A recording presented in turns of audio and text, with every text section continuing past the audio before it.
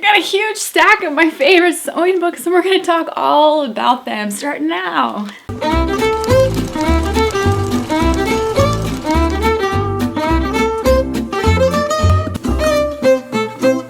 Hey guys, it's Elizabeth from ElizabethMavis.com, helping you sew something creative. If that is up your alley, go ahead and hit the subscribe button and the notification bell so you don't miss anything. So today I wanted to talk about my favorite sewing books. So these are books that got me started when I was a beginning sewer, and I think they're great for anybody who wants to learn anything about sewing. And whether you're just starting out or you just need to learn some more stuff about fabric, this is a great set of books to just get you going in the right direction. So let me talk about them and I'll get into, so we'll talk about what's in them, what kind of projects they have, who they're great for, what kinds of topics you're gonna find in them, and why you might like them for yourself. So I'm gonna start with my absolute favorite. First, I'm gonna put down this giant jumbo stack of books because I'm gonna die if I sit here and hold it any longer. First up, I'm gonna talk about my absolute favorite book, which is SEW Sew Everything Workshop by Diana Rupp. I love this book so much. First, a story, tiny story. I started sewing when I was a kid, like so many of us. My grandma taught me how to sew by hand.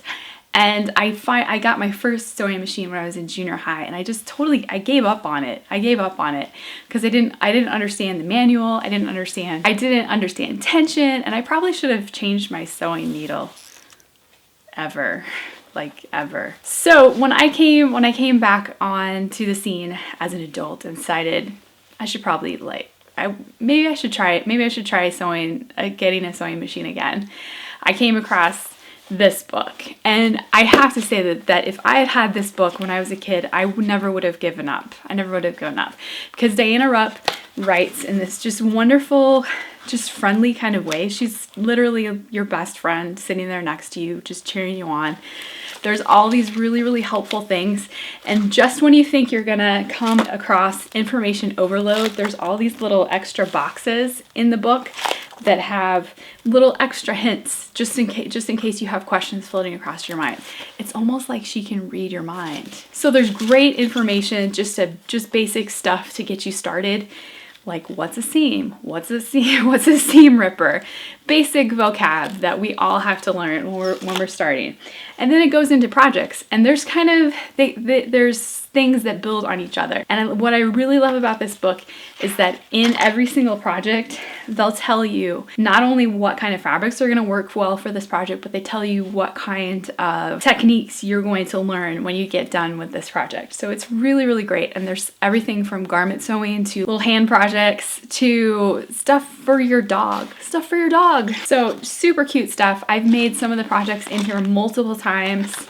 Everything is very clearly illustrated, wonderful. Everything's really clearly illustrated. You can make handbags. There's handbags in here too. There's this nice little dress that will kind of, when you're ready to tackle princess seams, that's a great one for that too. So I love this book. It's wonderful. Such a great book to have in your sewing library. Speaking of my other most favorite book, it is Fabric Savvy by Sandra Bettina. There's several different editions of this book. They're all fantastic. Think of this like a fabric encyclopedia. So you can look up your fabric by what it's called. Fleece. It has an example garment in there for you. It tells you what kind of foot to use, what kind of needle to use, what kind of seam finish to use, what kind of interfacing you should use. I mean, this is so comprehensive. And then just extra tips along the way. So it's super, super helpful. I think the first time I went into a fabric store when I was a beginner, I was like, it was this true deer in headlights moment because you have no idea. You see on the back of envelopes 10, 15 different choices that you have to make a pattern, and you have no idea what the words are, let alone how to pronounce half of them. So it's really great to have a resource like this. The only thing that is maybe better is the fabric swatch book. I don't personally have that book, but it's one that I've been curious about because I know that it has actual physical fabric swatches in there so that you feel the fabric in it. But that aside, Sandra Bettina, everything that she does is wonderful. She's a wonderful teacher. This is a great resource. Another one that is, I think, a must-have is Vogue Sewing. Again, this is one that's been in print since the dawn of time, practically. And they're all really great for different reasons. I think what I love about this book is that Not only does it have really clear illustrations, but it gives you a really good basic primer on what various techniques are called and what they look like and how to do them. At some point, you're gonna be scratching your head when you're working on a pattern. You have no idea what they're talking to you about. So if you can have something like this where you can go and say, okay, what the heck is edge stitching? Okay, I'm gonna look it up in the back here. It shows you illustrations, tells you what it is, it shows you how to do it, all of those kinds of things. So great resource to have. The rest of these books are more on so those are like, I think, the all-purpose sort of category.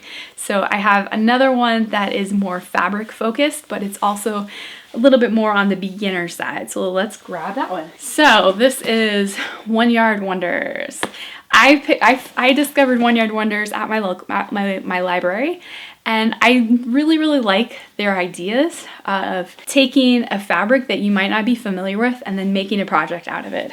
So if you look through this, all kinds of little fabrics, all kinds of projects.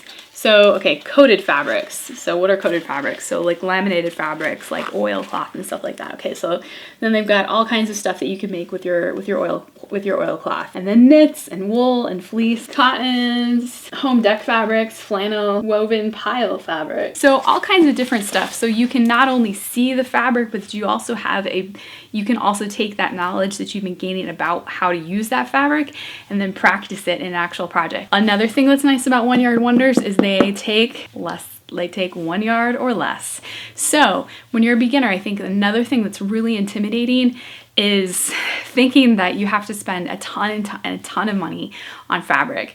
So if you can kind of learn some of the fabric handling techniques on some of these smaller projects, you're going to be ready in no time to go on and tackle something bigger. So One Yard Wonders, yay! I think there's another edition of this that is more focused on kids stuff. So definitely check that one out too. That is also a good one, a good resource. This is another one that's great for beginners. This is called Bend the Rules Sewing by Amy Carroll. This is another one that I started out with. I think Amy Carroll is really funny. She has a very different sort of approach to sewing. She's a lot more freeform and a lot more creative, I think, than a lot of patterns allow you to be. She incorporates a lot of stuff that I love, like block printing and embroidery and just some of those other little elements that are kind of more different. There's a bias tape tutorial in here, which is fantastic. It's how I learned to make continuous bias tape. I love it. One of my favorite books. That quilt that's in there, that was my first non-yo-yo quilt that I made. So very easy pieced quilt that you can do. Just kind of learn some of the basics. There's really cute little illustrations there. Hey, what's a pressing hand? That's what it looks like. And pretty much that's what it looks like. And then just some cute patterns, cute projects for kids. So this is a fun one. Like Diana Rupp kind of writes with that same kind of good friend kind of tone to it. So I love this one. How could I talk about great sewing books for people who are just getting started out without talking about Tilly Wallace's books? So Tilly, she's the brainchild behind Tilly and the Buttons, a really great indie sewing pattern company. And she's got 2 books right now. The first one is Love at First Stitch. She has this kind of vintagey vibe, and she kind of runs through her basic aesthetic about teaching you about tools and the basic jargon that you're gonna learn as you sew. And then again, it gives you some simple patterns that you can use to go ahead and practice your knowledge. And I love these. I mean, just pajama pants. Like, who doesn't start using pajama pants first off? The pictures in both of her books are exceptional. They're beautiful. They're very clear. You know exactly what you're looking at. You're not left wondering, what is this? And then there's motivational stuff in here, which is also really fun. Sewing is good for you. We all know that. It's wonderful to be reminded of that. So these are definitely just not only books that you want to use, but books that you want to hang out with a friend with a cup of tea and just work your way through. I think I like Love at First Stitch. I think it's really nice. I think there's some good projects in here, but I really like the Tilly and the Button Stretch book. Maybe that's because I really like sewing with knits and I like wearing knits. I think we all like wearing knits, right? So there's really fantastic fantastic advice about sewing with knits. I love that there's some good stuff in here about, do you need a serger? Do you need a cover stitch?